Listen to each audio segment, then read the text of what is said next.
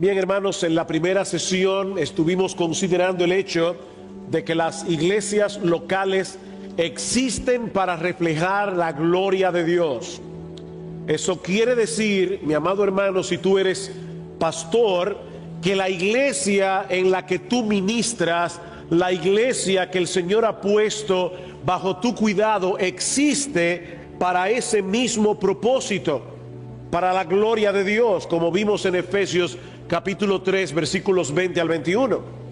Luego vimos en la sesión anterior que para que ese propósito sea alcanzado, la predicación expositiva de la palabra de Dios, centrada en el Evangelio, debe ocupar un lugar central en nuestros ministerios.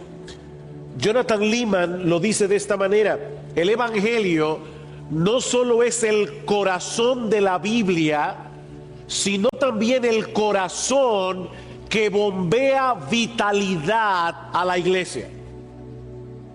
Hermano, voy a repetir eso otra vez. El Evangelio no solo es el corazón de la Biblia, el Evangelio es el corazón que bombea vitalidad a la iglesia.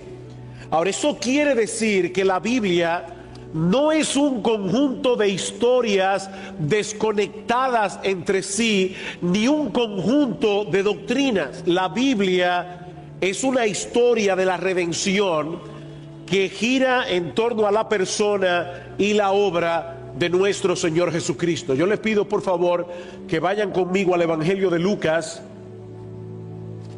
Lucas capítulo 24.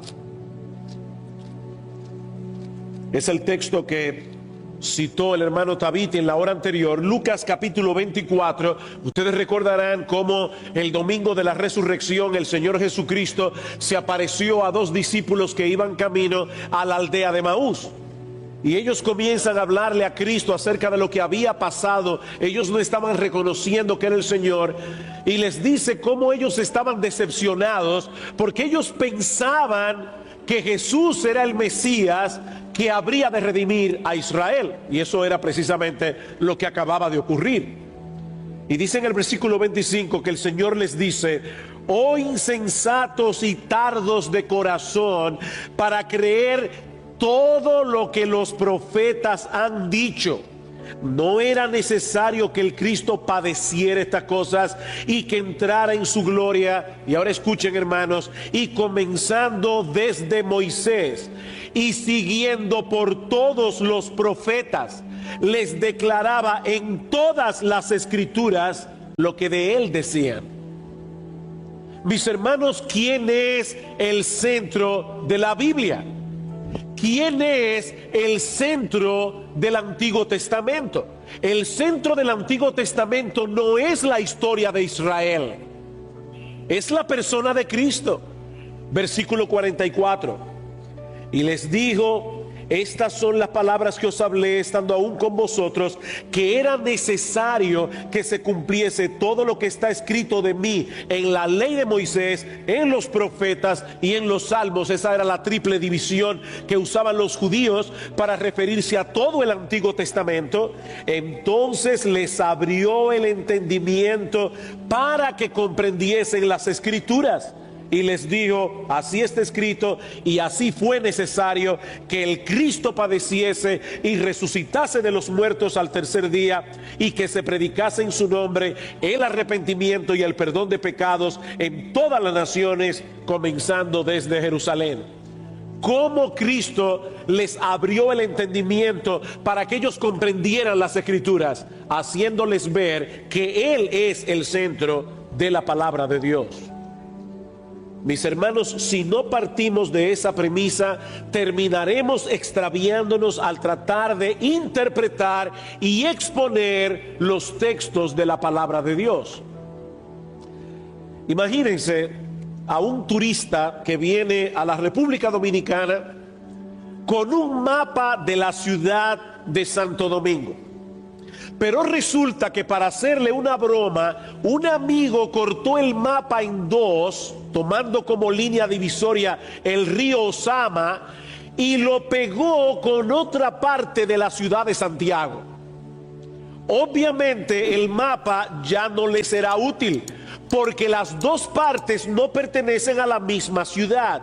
Bueno, hermanos, lamentablemente muchos ven la Biblia de esa manera, como si el Antiguo Testamento y el Nuevo Testamento fueran dos mapas de dos ciudades distintas. Mis hermanos amados, si nosotros queremos interpretar correctamente las Escrituras, no solo debemos asumir que existe una conexión entre todas sus partes, porque Dios tiene una sola mente, y como dijo el hermano hace un momento, Él tiene un solo sermón, sino que también debemos conocer cómo es que esas partes se conectan entre sí. Y la clave es la persona y la obra de Cristo, es decir, el Evangelio. Sin ese mensaje no hay salvación, y sin ese mensaje no habría iglesia. En Romanos capítulo 10, Pablo dice en el versículo 8, esta es la palabra de fe que predicamos, o como lo parafrasea el comentarista Guillermo Hendrickson, esta es la palabra que para ejercer su efecto salvador debe producir la respuesta de la fe. Eso es lo que significa, esta es la palabra de fe que predicamos, que si confesares con tu boca que Jesús es el Señor y creyeres en tu corazón que Dios le levantó de los muertos, serás salvo. Porque con el corazón se cree para justicia, con el corazón se cree para ser justificado, con el corazón se cree para que podamos ser declarados justos en el tribunal de Dios, pero con la boca se confiesa para salvación. Y más adelante Pablo añade, porque todo aquel que invocare el nombre del Señor será salvo. Y ahora viene una serie de preguntas retóricas. ¿Cómo pues invocarán a aquel en el cual no han creído? ¿Y cómo creerán en aquel de quien no han oído? ¿Y cómo oirán sin haber quien les predique? ¿Y cómo predicarán si no fueren enviados? Así que la fe es por el oír, y el oír por la palabra de Dios. Ven, hermanos, la argumentación que Pablo está haciendo aquí. Nadie se salvará a menos que deposite toda su fe en la persona y la obra de Cristo, y nadie creerá en Cristo a menos que escuche el mensaje del Evangelio. De manera que sin el Evangelio no hay salvación. Consecuentemente, sin el Evangelio tampoco puede haber iglesia en el mejor sentido del término. A la luz de esa realidad, debemos estar conscientes, queridos hermanos, que el Evangelio estará todo el tiempo bajo un ataque feroz de parte del enemigo de nuestras almas. Alguien dice lo siguiente al respecto: si el Evangelio es lo que hace la diferencia entre la vida y la muerte, el cielo y el infierno, el culto a Dios y el culto a los ídolos, entonces el diablo, en conspiración con el mundo y con nuestra propia naturaleza pecaminosa, hará todo lo que esté de su parte para detener el avance del Evangelio. Y si no puede detener su avance, para cambiarlo. Y si no puede cambiarlo, para mezclarlo. Y si no puede mezclarlo, para reinterpretarlo. Y si no puede reinterpretarlo, para diluirlo. Y si no puede diluirlo, para distraernos de él, de manera que no le pongamos mucha atención.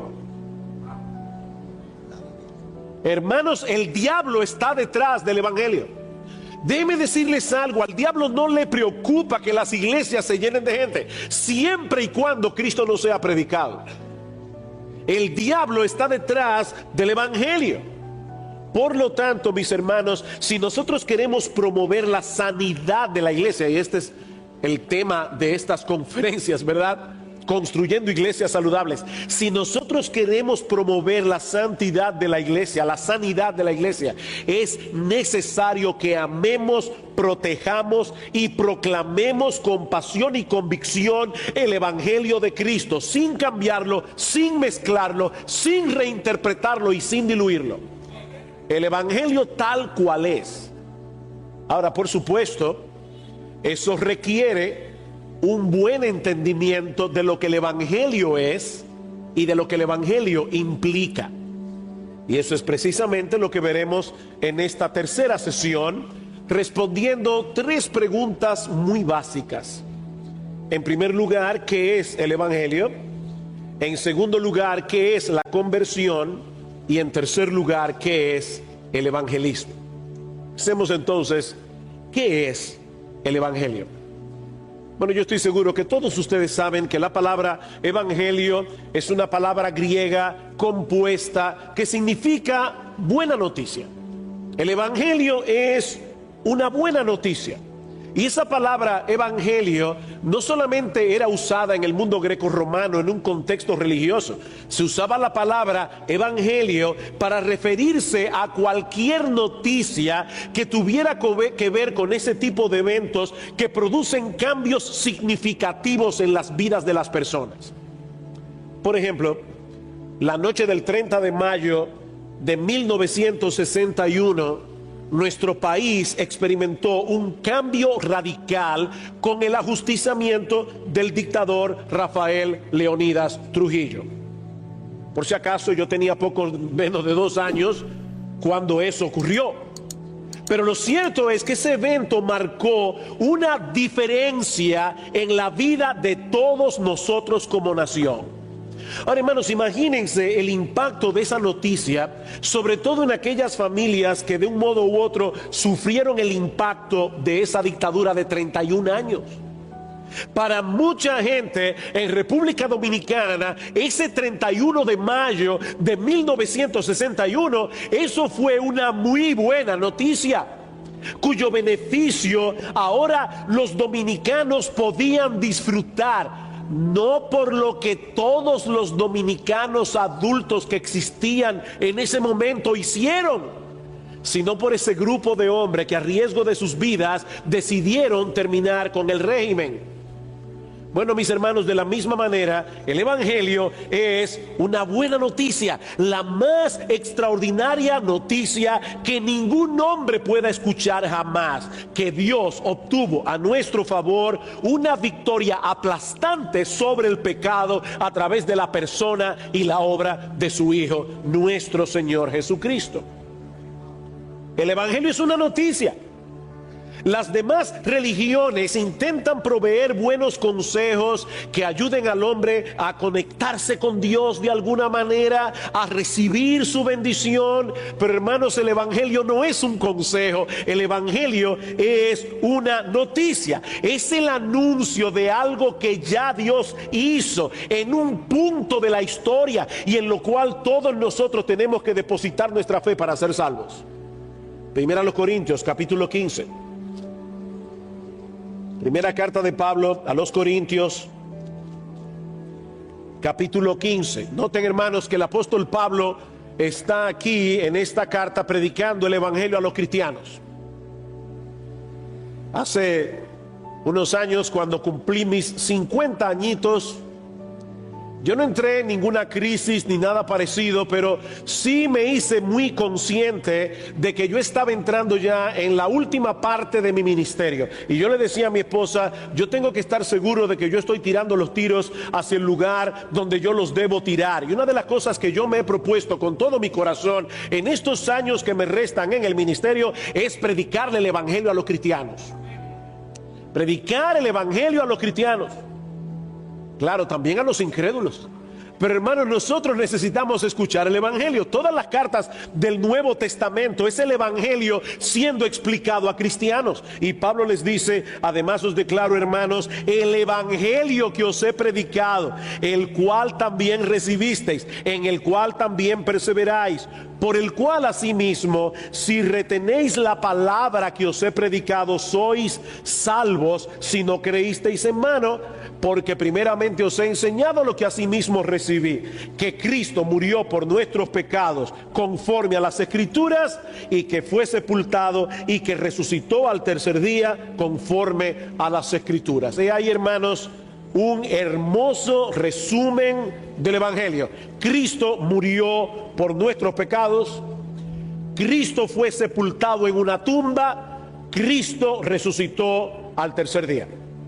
Si se pudiera probar que algunos de esos hechos relacionados con el evangelio realmente no sucedió, el evangelio y el cristianismo no sirven para nada. Absolutamente para nada, porque están proclamando una noticia falsa. Ese es precisamente el argumento de Pablo en el resto del capítulo. Algunas personas en Corinto estaban negando la resurrección. ¿Y qué les dice Pablo? Si no hay resurrección, entonces Cristo no resucitó.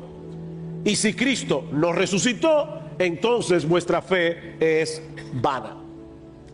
Yo recuerdo cuando era nuevo creyente, tenía meses apenas de haberme convertido al Señor, un testigo de Jehová fue a casa y comenzó a hablarme, y yo comencé a discutir con él con lo poco que sabía. Y de repente este testigo de Jehová me dice: vete a 1 Corintios capítulo 15 versículo 19 y lee lo que dice allí.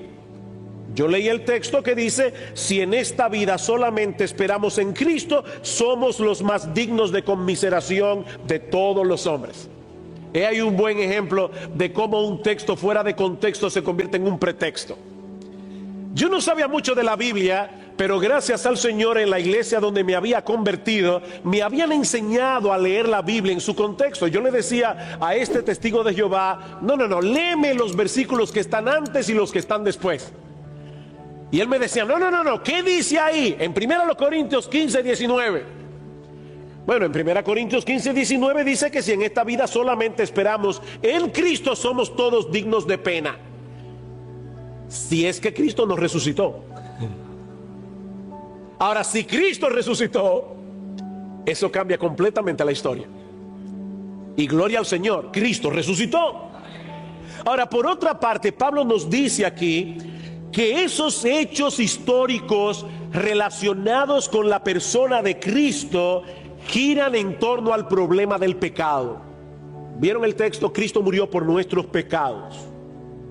Lo que hace del Evangelio la noticia más urgente y trascendental que un ser humano haya escuchado jamás es que tiene que ver con el más serio de los problemas que afecta a toda la raza humana. Dios es infinitamente santo, infinitamente justo. Nosotros somos pecadores. Consecuentemente, todos nosotros merecemos el castigo infinito de la ira santa y justa de Dios.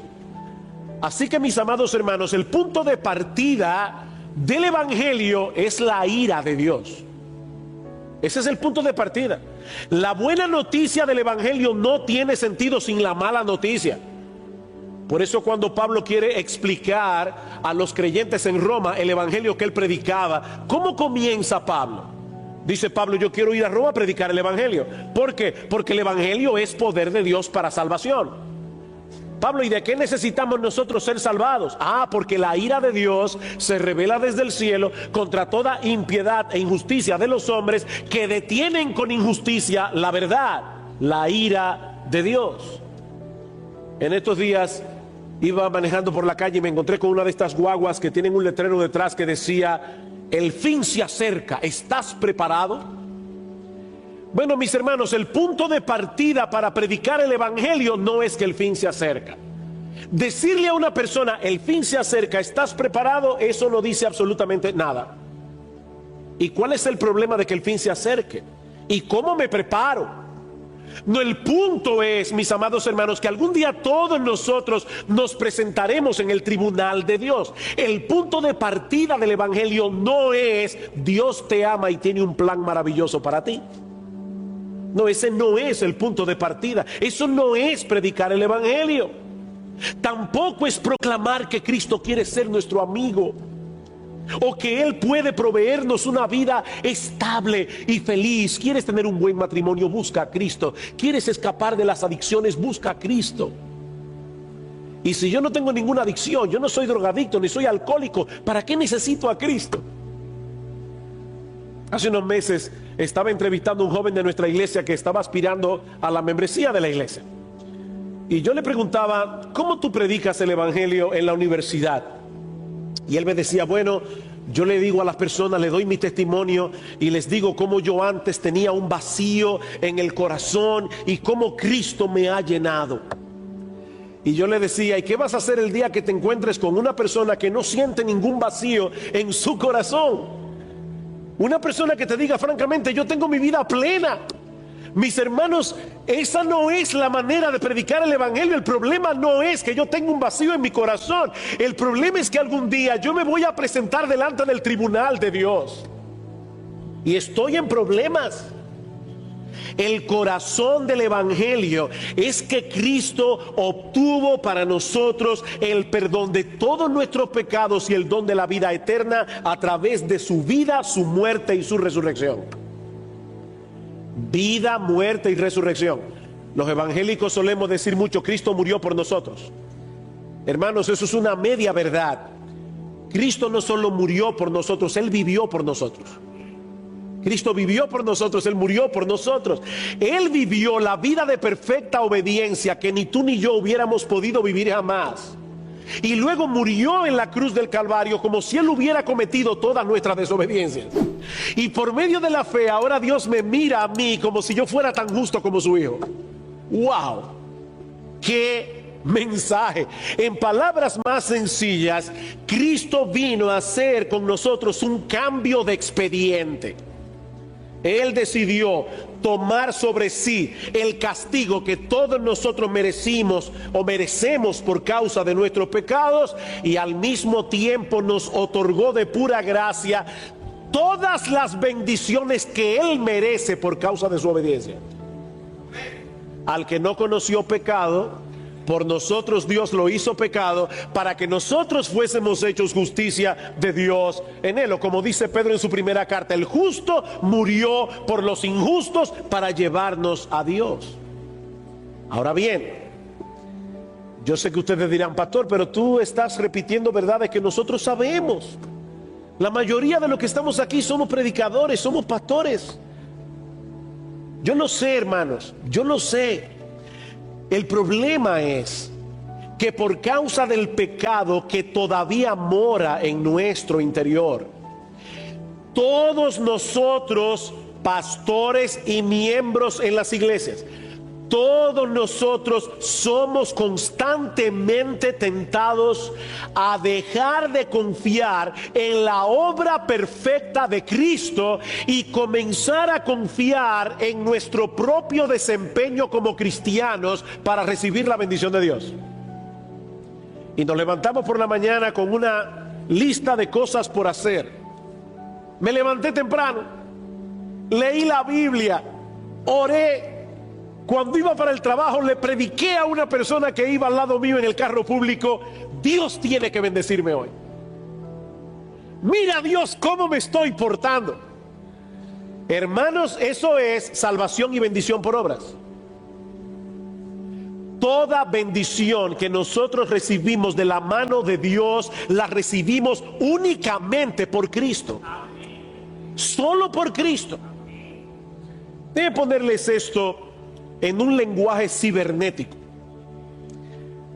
Podemos decir que al convertirnos al Señor Jesucristo, el Espíritu Santo implanta en nuestro corazón el sistema operativo de la gracia de Dios. El sistema operativo de la gracia. En ese momento entendemos que la salvación no depende de nosotros. La salvación depende enteramente de la obra de redención que nuestro Señor Jesucristo llevó a cabo en la cruz del Calvario hace 2000 años. El problema es que el pecado todavía mora en nosotros como una especie de virus que ataca el sistema operativo de la gracia e intenta reinstalar el sistema operativo de las obras. Y nosotros estamos constantemente luchando con ese problema. Eso fue exactamente lo que pasó en la iglesia de los Gálatas. Gálatas capítulo 3.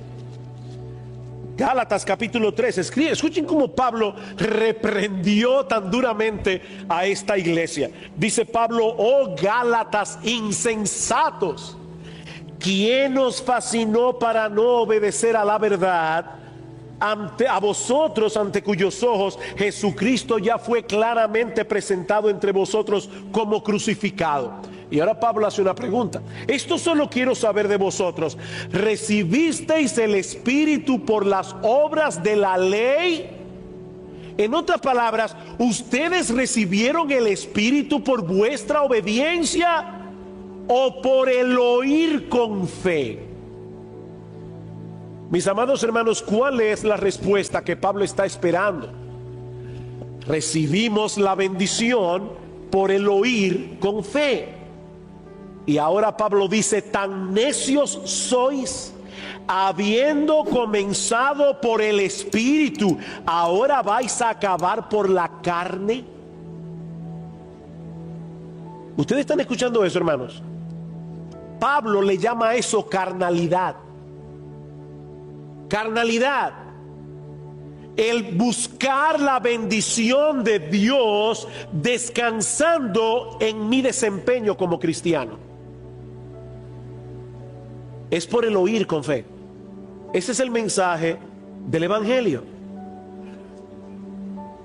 Mis hermanos amados, si nosotros estamos hoy en Cristo, corriendo todavía la carrera de la fe, ha sido únicamente por la bendita gracia de Dios.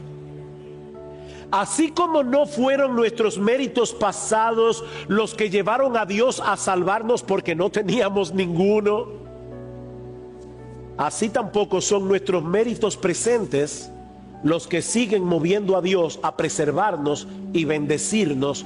Todo sigue siendo de gracia. A la luz de esta realidad, y antes de continuar con nuestro próximo encabezado, permítame compartir algunas sugerencias prácticas. En primer lugar, mis hermanos amados, ya el pastor lo dijo hace un momento en la sesión pasada, asegúrense de que su predicación gira en torno al Evangelio. Ahora, con esto yo no quiero decir que todos los domingos y en todos nuestros cultos debemos predicar sermones evangelísticos, lo que llamamos sermones evangelísticos. Lo que estamos diciendo es que no importa cuál sea el tema que nosotros estemos exponiendo, debemos predicarlo a la luz de aquello que ocurrió en la cruz del Calvario hace cerca de 2000 años. Pablo decía, yo no tengo otro tema, Cristo ya está crucificado. Me fascina como lo dice Mark Stiles. Dice él, una buena prueba que podemos hacernos. ¿Quiénes predicaron este domingo pasado? Levanten la mano. Todos los que predicaron este domingo pasado, que estuvieron en un púlpito este domingo. Bien, recuerden el sermón que ustedes predicaron. Dice Mark Stiles, una buena prueba que podemos hacernos los predicadores para saber si estamos exponiendo correctamente las Escrituras es preguntarnos si hubiésemos podido predicar ese mismo sermón aún en el caso de que Cristo no hubiese muerto en la cruz. Si tú hubieses podido predicar ese mismo sermón que predicaste, aun si Cristo no hubiese muerto en la cruz, tú no predicaste correctamente las Escrituras. Lucas 24. Él es el centro de las Escrituras. En segundo lugar, asegúrense, mis amados hermanos, que todo individuo que se haga miembro de su iglesia entienda el Evangelio. Asegúrese de que toda persona que se haga miembro de su iglesia entienda el Evangelio. Una de las cosas que los pastores de nuestra iglesia hacemos en las entrevistas a los hermanos o a las personas que aspiran a la membresía es pedirles que nos describan el Evangelio. A veces yo les pregunto lo siguiente: si tú murieras hoy, ¿qué pasaría con tu alma? Voy al cielo, pastor. ¿Y cómo tú lo sabes? ¿En base a qué tú estás seguro de que vas al cielo?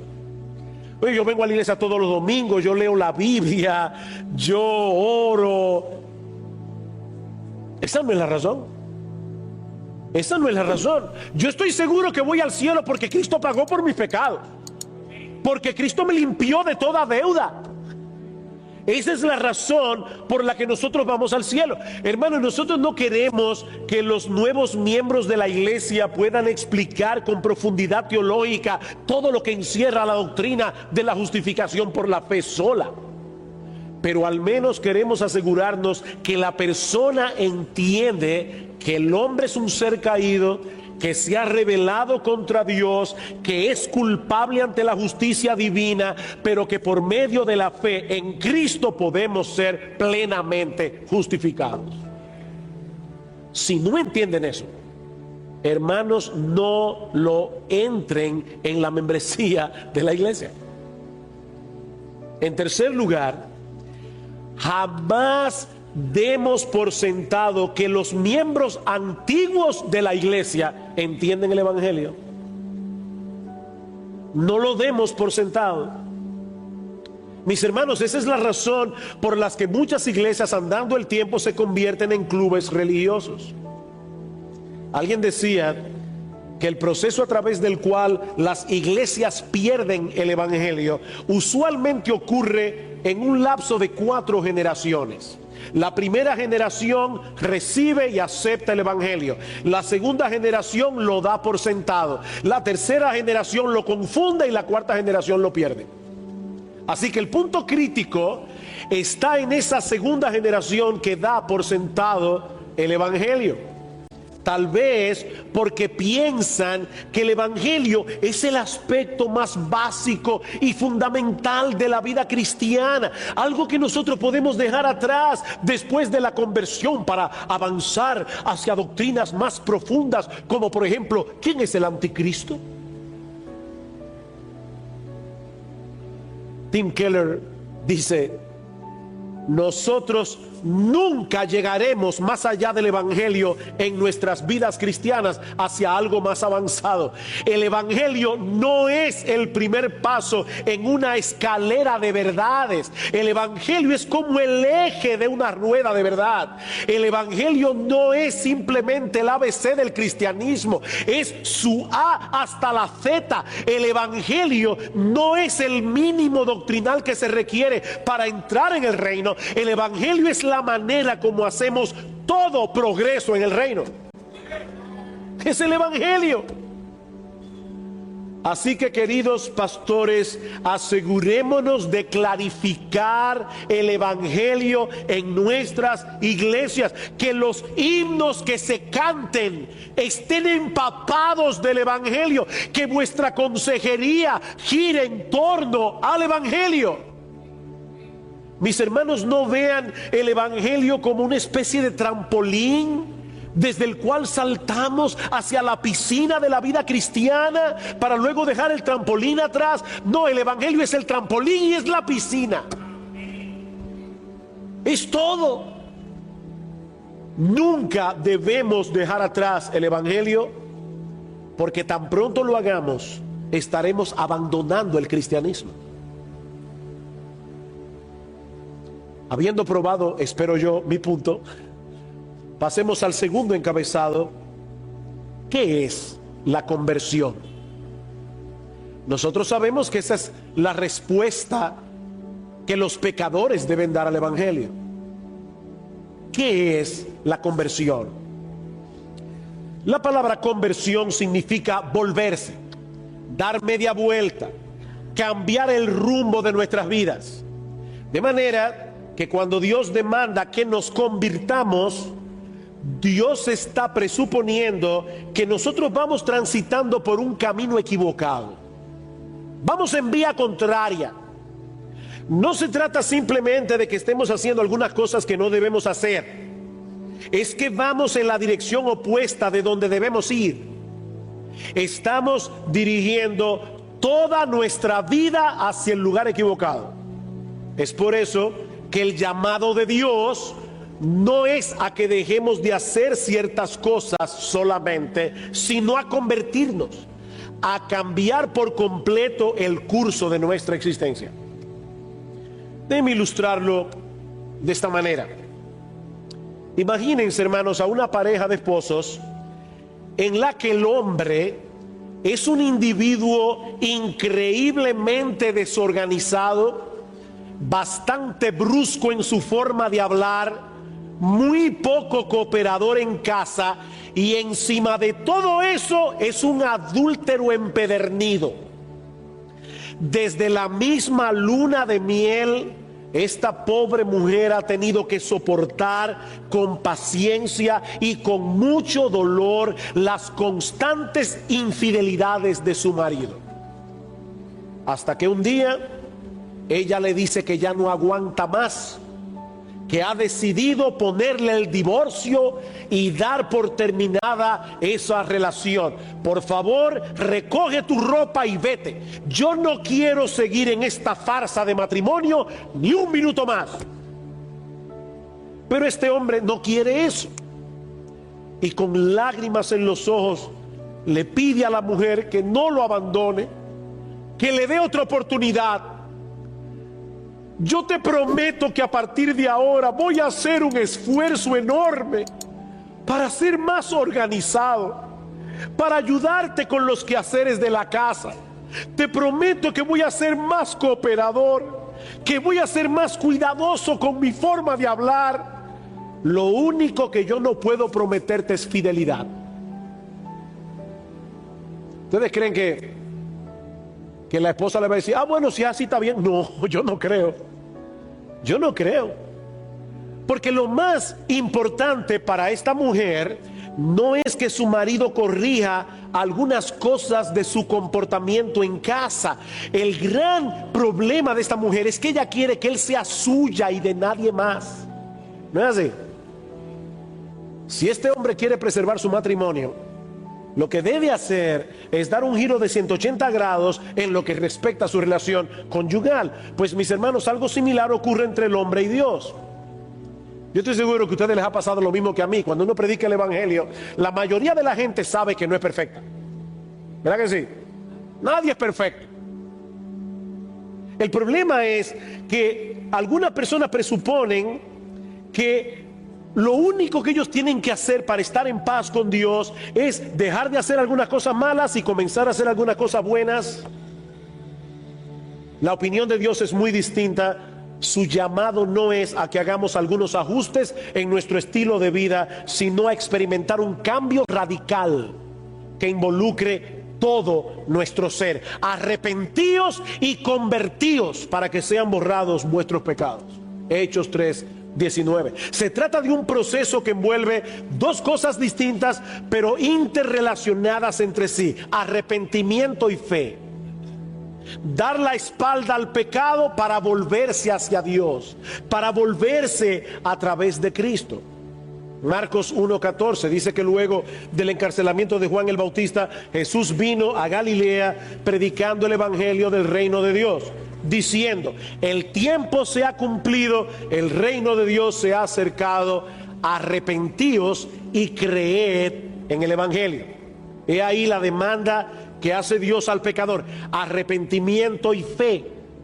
No se trata simplemente de levantar la mano en una iglesia, no se trata simplemente de pasar al frente, no se trata simplemente de hacer una decisión por Jesús.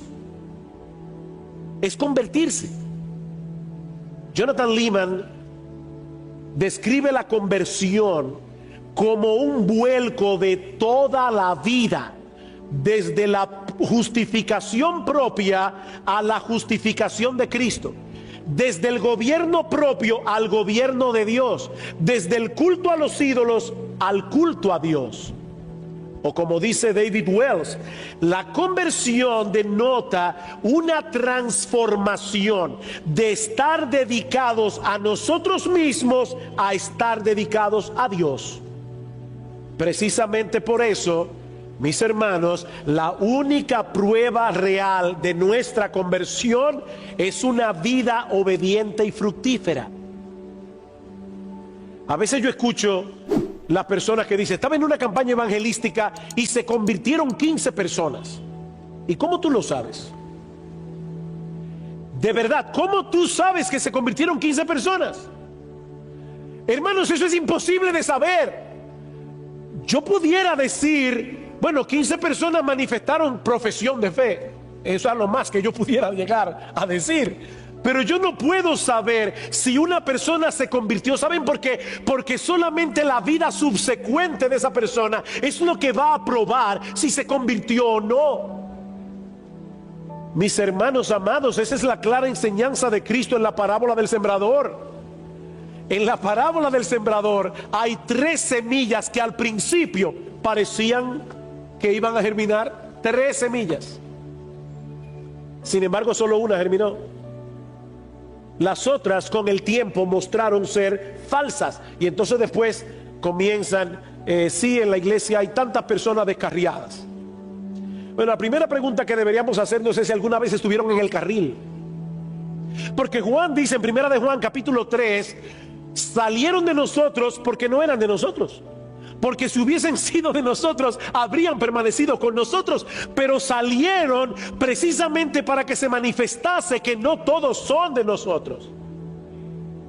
Mis hermanos, la única prueba real de nuestra conversión es una vida obediente y fructífera. Si no hay eso, no hay conversión. Ahora bien, la Biblia presenta la conversión, y esto es sumamente importante, como una moneda de 2 caras. Por un lado, la Biblia nos dice que el pecador debe convertirse. Nosotros tenemos la responsabilidad de arrepentirnos y creer.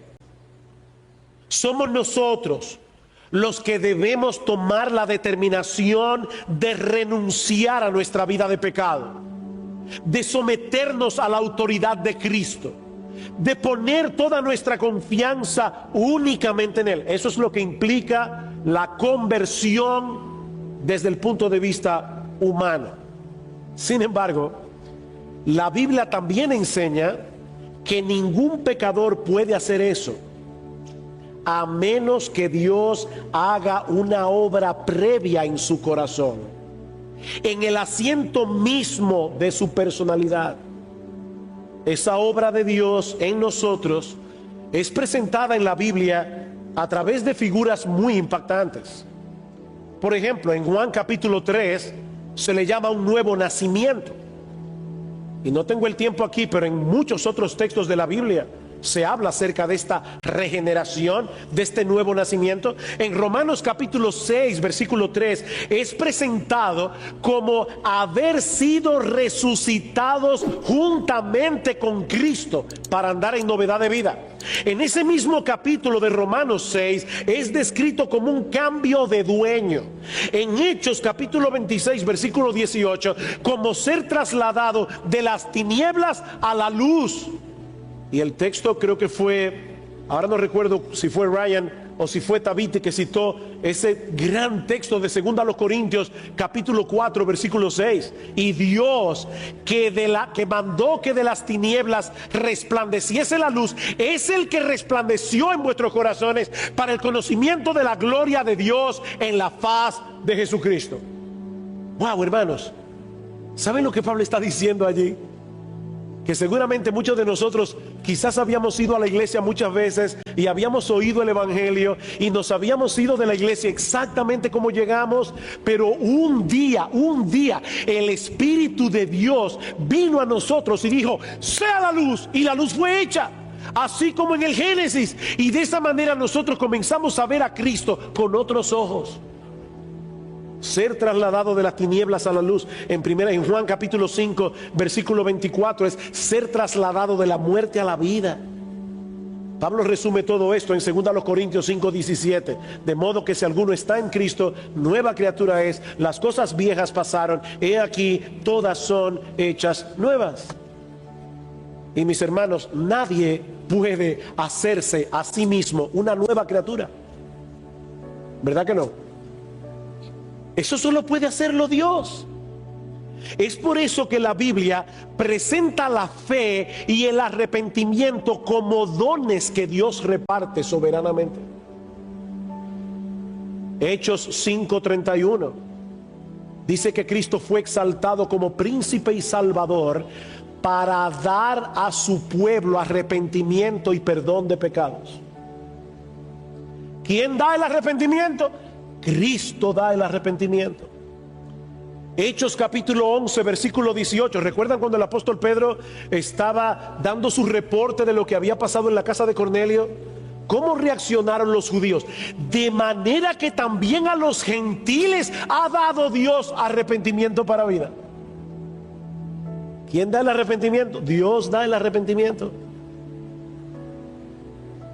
Filipenses 1:29 dice que nosotros hemos recibido por causa de Cristo no solo que creáis en Él, sino también que padezcáis por Él. Hemos recibido eso como un regalo de Dios. Segunda Timoteo capítulo 2 versículo 24: el siervo del Señor no debe ser contencioso, sino amable, sufrido, que con mansedumbre corrija a los que se oponen, por si quizá que Dios les conceda que se arrepientan. Es Dios que lo da. Ahora bien, yo debo aclarar, hermanos, que nadie tiene que saber primero que Dios ha hecho ya una obra previa en su interior para entonces arrepentirse y creer. No. Mi respuesta al Evangelio no es saber si ya Dios hizo una obra. No, la respuesta que yo debo dar es responder a la invitación que nos hace el Evangelio. Estar dispuesto a darle la espalda a nuestra vida de pecado, a nuestra vida de autojusticia y confiar únicamente en el Señor. Entrad por la puerta estrecha, dice el Señor. Esa es nuestra responsabilidad. Ahora, como decía Spurgeon, entrad por la puerta estrecha. Después que yo entro, hay un letrero del otro lado que dice: ya Dios se había hecho esa obra en ti, pero yo no lo voy a saber hasta que esté adentro. Mi respuesta al Evangelio es arrepentirme y creer. Queridos hermanos, si no tenemos un correcto entendimiento de todo lo que implica la verdadera conversión, ¿saben lo que va a pasar? Que poco a poco las iglesias se irán llenando de gente que alguna vez hizo una declaración de haber aceptado a Cristo, pero sin haber experimentado ese cambio radical que solo Dios opera en el corazón del pecador. Por otra parte, un mal entendimiento de la doctrina bíblica de la conversión también afectará inevitablemente la manera como presentamos el Evangelio. Y ese es mi tercer y último punto en esta noche. ¿Qué es el evangelismo? Ya vimos qué es el Evangelio, qué es la conversión, qué es el evangelismo. Antes de responder esta pregunta de una manera positiva, permítanme tomar unos minutos para decir lo que el evangelismo no es. Y aquí estoy siguiendo los pasos de Mark Dever en su libro sobre evangelismo personal. En primer lugar, evangelizar no consiste en imponer nuestras opiniones religiosas sobre otros. ¿Se han encontrado ustedes con personas que dicen: pero ven acá, tú tienes tu fe, yo tengo la mía? ¿Cuál es la razón por la cual tú quieres imponer tu fe en mi corazón? ¿No podemos respetarnos mutuamente y que cada cual tenga su religión? No, hermanos, cuando nosotros predicamos el Evangelio, no nos estamos imponiendo sobre los demás, porque el mensaje que debemos proclamar no es nuestro, no es una opinión personal, es un hecho revelado por Dios en su palabra. Cuando un piloto anuncia a los pasajeros que se amarren el cinturón de seguridad porque estamos a punto de aterrizar, él no se está imponiendo sobre los pasajeros. Él está avisando un hecho: vamos a aterrizar, y si no tienes el cinturón de seguridad puedes tener un problema. Eso es un hecho. Pues hermanos, lo mismo ocurre cuando evangelizamos. Nosotros no inventamos el Evangelio, ni estamos tratando de imponer sobre las personas nuestra perspectiva de Dios o de la salvación. En segundo lugar, evangelizar no consiste en compartir nuestro testimonio. Evangelizar no consiste en compartir nuestro testimonio. Ahora, no me malentiendan, hermanos, yo no estoy diciendo que sea incorrecto o que no tenga ningún valor el hecho de que nosotros podamos compartir con otros nuestro testimonio personal de salvación. Pero una cosa es compartir con otros la manera como Dios obró en nuestras vidas para llevarnos a Cristo, y otra muy distinta es compartir el mensaje de la cruz. Dios no ha prometido bendecir tu testimonio. Dios ha prometido bendecir el evangelio. En tercer lugar, evangelizar no consiste en hacer obras de bien social. Y otra vez, no hay nada de malo en que los creyentes manifiesten en formas concretas la misericordia del Señor haciendo bien. Eso recomienda el evangelio que predicamos. Y podemos citar muchos textos de las Escrituras. Mateo capítulo 5, versículo 16 dice: así alumbre vuestra luz para que los hombres vean vuestras buenas obras y glorifiquen a vuestro Padre que está en los cielos. Pero de ninguna manera podemos confundir las obras de bien social con el evangelismo.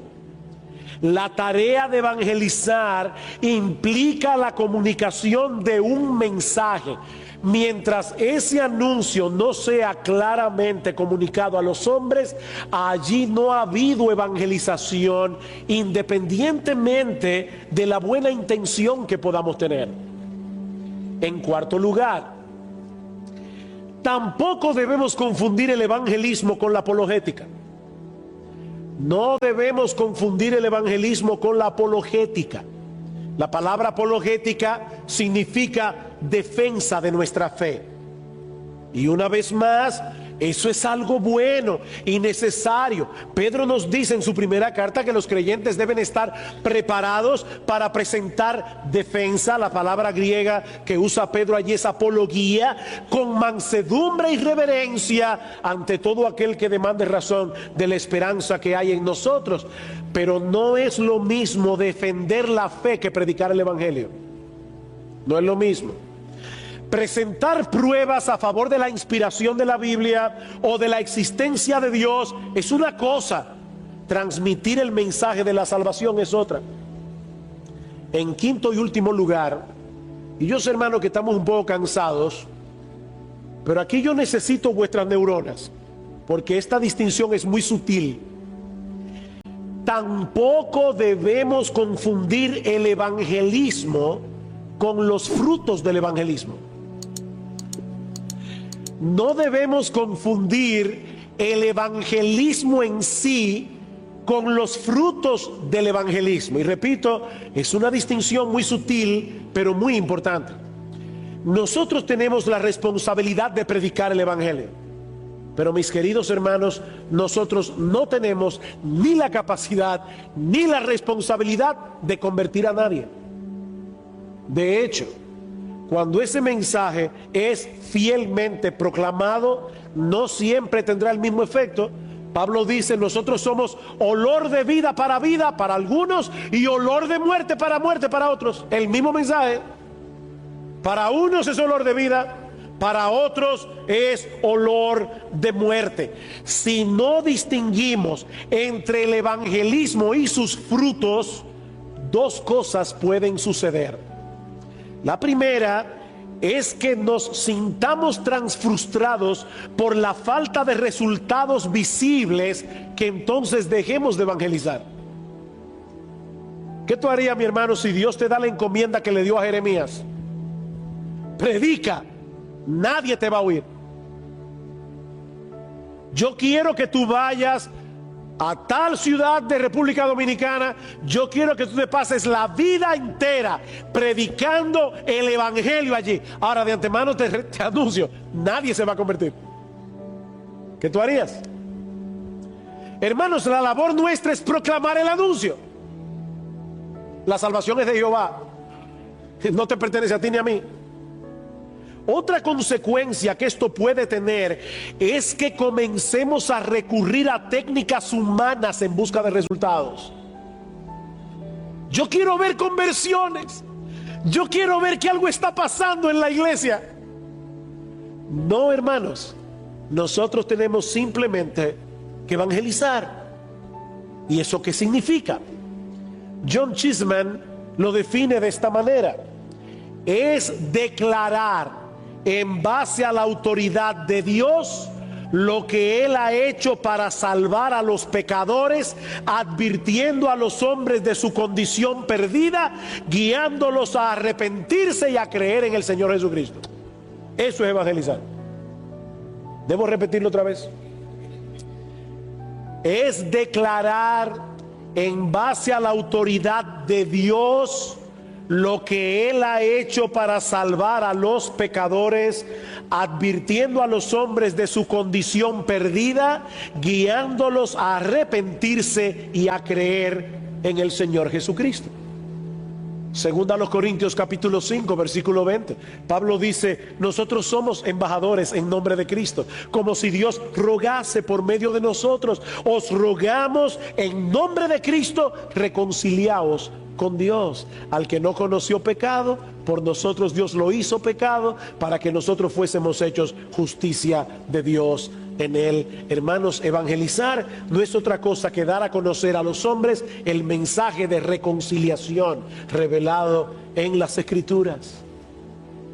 El hombre está en problemas con Dios por causa de sus pecados, porque Dios en su justicia le dará a cada uno lo que merece, pero Él mismo proveyó el medio a través del cual su justicia quedó plenamente satisfecha para que los pecadores puedan ser perdonados.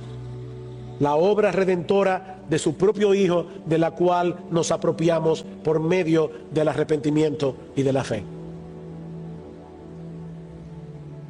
Es la proclamación de ese mensaje y no de otra cosa lo que Dios ha prometido usar para la salvación de las almas.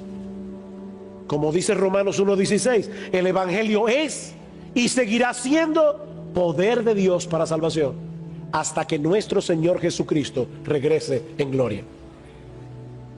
Para concluir, permítanme compartir con ustedes una historia que leí recientemente, porque puede ser de mucho ánimo para ustedes, como lo fue para mí.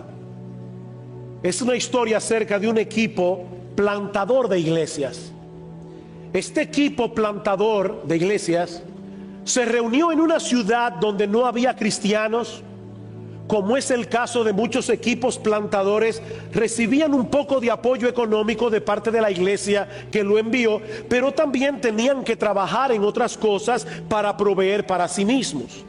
Obviamente no había presupuesto para letreros llamativos, ni volantes, ni escuelas bíblicas de verano, ni instrumentos musicales, ni un centro médico, ni nada que pudiera llamar la atención de la gente. Así que este equipo plantador se contentó con reunirse en un lugar poco atractivo y predicar el evangelio a los que quisieran escuchar. Algo interesante es que se dedicaron a predicar el evangelio exclusivamente usando el Antiguo Testamento. Oigan eso. Este equipo plantador de iglesia estaba predicando el evangelio únicamente basado en el Antiguo Testamento. ¿Saben qué pasó? Grandes cantidades de personas respondieron positivamente, hubo muchas conversiones. Eso a la vez provocó celos en otro grupo religioso del lugar, el cual involucró a las autoridades para expulsar de la ciudad al equipo plantador, de manera que el equipo, habiendo cumplido apenas un mes o tal vez algunos días más, tuvo que salir de la ciudad. Sin embargo, a pesar de la salida prematura de este equipo plantador, que solo había durado 4 o 5 semanas allí, la iglesia prosperó, la iglesia siguió creciendo, los perseguidores continuaron con su persecución, pero la iglesia respondió con gozo. Y estos hermanos obviamente tenían preguntas, eran jóvenes en la fe, pero los actos de fe y las obras de amor de la iglesia comenzaron a llamar la atención en toda la región donde estaba esa iglesia. Debido a su testimonio y labor, el evangelio se propagó incluso más allá de su propio país. ¿Pueden creer eso, hermanos? Cuando le preguntaron al líder plantador de iglesia ¿Cómo fue que eso ocurrió? ¿Saben cuál fue su respuesta? Nuestro evangelio les llegó no solo con palabras, sino también con poder, es decir, con el Espíritu Santo y con profunda convicción. A pesar de mucho sufrimiento, ellos recibieron el mensaje con la alegría que infunde el Espíritu Santo. Yo me imagino que ya algunos saben que me estoy refiriendo a la obra de Pablo en Tesalónica. Si usted quiere leer acerca de eso, vaya a Hechos 17 o a Primera y Segunda de Tesalónica y usted va a encontrar esta historia. Hermanos, este es un relato verdaderamente sorprendente. Una ciudad sin testimonio cristiano, un grupo plantador de iglesias, sin edificio donde reunirse, ningún programa de servicio a la comunidad, solo el Antiguo Testamento. Y muchos conversos de diferentes razas, unidad en el evangelio, persecución, perseverancia, crecimiento, testimonio, una reputación internacional, solo con el evangelio. Hermanos, ¿qué hay detrás de esta historia? Según Pablo, detrás de esta sorprendente historia se encuentran palabras respaldadas por el poder del Espíritu Santo, que producen gozo, convicción y obediencia. Todo este avivamiento comenzó con un mensaje: este Jesús que les anuncio es el Mesías. Hechos 17:3. Mi hermano amado, ¿tú quieres que tu iglesia se involucre evangelizando? Todos deben evangelizar. ¿Tú quieres que tu iglesia se involucre evangelizando? Eso no depende de programas. Eso depende de que entiendan el evangelio.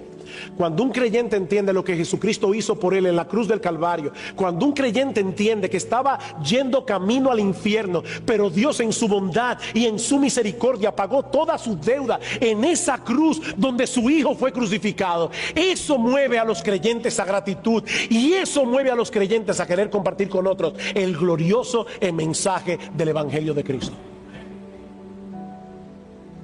Oh, queridos hermanos, el evangelio de Cristo no ha perdido ni una pizca de su poder para salvar y edificar. Ese evangelio es el corazón de la Biblia. Ese evangelio es el corazón que bombea vitalidad a la iglesia.